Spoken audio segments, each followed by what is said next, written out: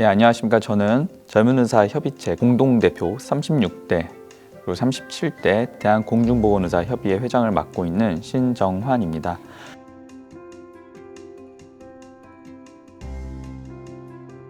네, 안녕하세요. 저는 젊은 의사 협의체 공동대표를 맡고 있는 강민구라고 합니다. 저는 대한전공의 협의회 회장을 맡고 있기도 합니다.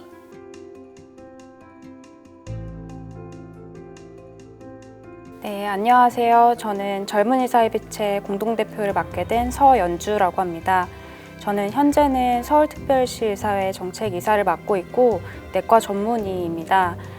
저희 젊은 의사 협의체가 40세 미만의 의사들을 대상으로 하는데 기존의 직역단체에서 벗어난 개원이나 전임의 그리고 주니어 스텝 등 소외된 직역들을 대표하는 1인으로서 공동대표로 참여하게 되었습니다.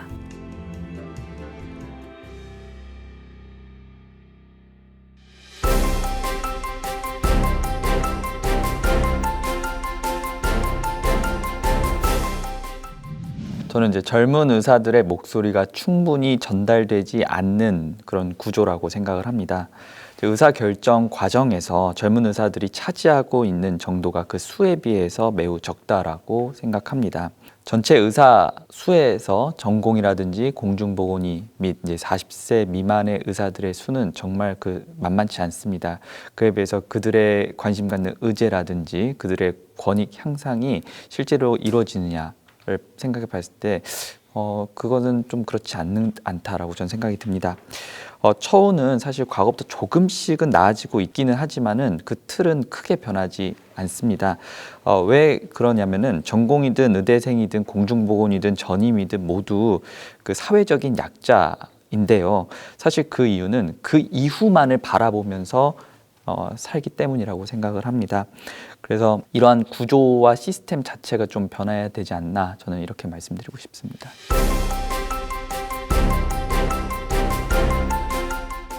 대한민국 보건의료계에서 젊은 의사가 하는 역할은 부품에 가깝습니다. 사실은 이제 남들이 모두 하기 싫어하는 일들에 대해서 젊은 의사를 근로기준법 바깥의 테두리에서 제대로 된 보상 없이 지금은 이제 어떻게 보면은 착취하는 구조로 이루어지고 있다고 해도 과언이 아닙니다. 특히 전공의의 경우에는 이제 월요일 오전 내에 출근을 하고 화요일 밤에 퇴근을 하는 36시간 연속 근무를 이제 주 2, 3회 정도 감내를 하고 있어서 굉장히 이러한 부분에 있어서 인권이 존중받지 못하는 그런 근로 환경에 놓여 있습니다. 나아가서 전공의는 근로기준법에 보건의료인 특례가 있기 때문에 현재는 근로기준법의 그런 주 52시간제의 틀 속에서 일을 하지 못하고 전공의 특별법에 따라서 주당 80시간에 8시간을 더해서 일하는 88시간 근무 제도를 시행을 하고 있습니다. 사실은 그마저도 휴게 시간 등을 제대로 인정받지 못하기 때문에 현실적으로는 일주일에 100시간이 넘는 근무를 담당하고 있습니다. 기존의 전임의를 비롯해서 이 40세 이하의 의사들은 대체로 이제 법망의 테두리 바깥에서 일을 하고 있습니다. 전임의 같은 경우에는 기존 대학의 시간 강사와 유사한 이런 지위를 가지고 노동조합이나 기존의 어떤 근로자의 권리를 보호받지 못한 채 과도한 노동에 노출되어 있습니다.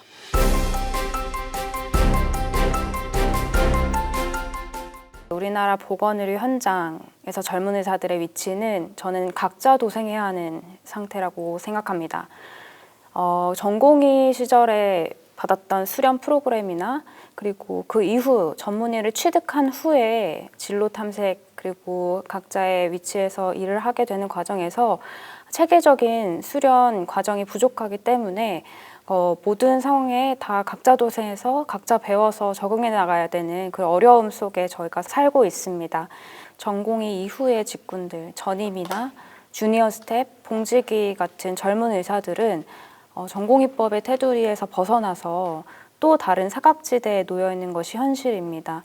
그래서 사실 대학병원에서 환자를 보는 로딩과 환자 수는 굉장히 많이 증가하고 있는데 그 부담을 떠안게 되는 직군이 또 되게 마련인데요.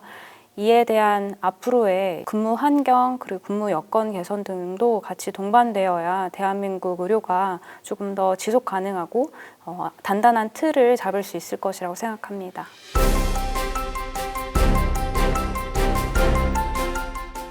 그 일의 양은 변함이 없는데 그 수가 줄어드니까 그 한 사람당 가해지는 로딩의 양이 증가하고 있고, 또 저희가 2019년 말부터 코로나를 겪지 않았습니까? 그 코로나로 인해서 예방과 교육의 중요성을 깨닫고 국가에서 새로운 사업을 많이 도입하고 있고, 저희 공중보건 선생님들의 일의 양은 늘어나고 있고, 다만 그거에 따른 처우 개선이 많이 이루어지지 않습니다. 그리고 되게 사각지대에 있는 공중보건 선생님들이 많이 있어요. 그런 선생님들의 처우가 근로 조건들이 36시간 그것보다 더 열악한 환경에서 일하시는 분들도 많습니다. 예를 들어서 섬에서 근무지 이탈 금지 명령에 의해서 일주일간 섬을 아예 못 나오고 일주일간 그냥 환자를 그냥 지속적으로 봐라.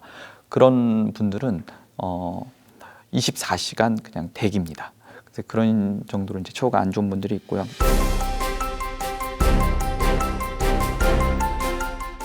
군의관이나 공보위 문제에 대해서도 앞으로 좀 처우 개선이나 복무기간 단축 등이 이제는 논의되어야 할 시점이라고 생각을 합니다. 특히 군의관과 공보위 복무기간 단축은 이제 사회적으로 주목을 받지 못했습니다. 사병 같은 경우에는 지금 18개월로 줄면서 병사 월급 인상이 되는 등의 군 체계의 어떤 현대화가 이루어지고 있는 그런 부분이 있고, 군 인권이 사회적으로 부각이 되면서 이러한 부분에 있어서 일정 부분 개선이 있었습니다. 그럼에도 불구하고 장교로 대표되는 군의관, 공보위를 비롯해서 군 법무관이나 여러 가지 이제 장교에 해당되는 직역 같은 경우에는 현재 이제 군 복무에 따라서 근무 기간이 사실상 39개월에 가깝기 때문에 사실은 18개월의 2배 이상입니다, 이미. 그렇기 때문에 사실은 최근의 의대생들은 현역병으로 입대하는 것을 보다 선호하고 있습니다. 이런 상황 속에서 앞으로 군의관의 복무기간 단축, 공보위의 복무기간 단축이 이루어지지 않을 경우에 앞으로 군 의료 체계와 우리의 어떤 공중보건의로 지금 구축이 되고 있는 그런 이제 사각지대, 도서 산 간의 사각지대를 어떻게 잘 커버할 수 있을지, 이런 부분에 대해서 현재로서는 아직까지 대책이 나오지 않고 있기 때문에 앞으로 군의관과 공보위 같은 경우에는 복무기간 단축을 하면서 또 동시에 이런 부분을 어떻게 이제 기존의 민간 의료 인력을 활용해서 또 어떻게 현대화를 시켜나가고 합리화를 시켜나갈지, 이러한 부분도 장기적으로 논의가 필요하다고 생각합니다.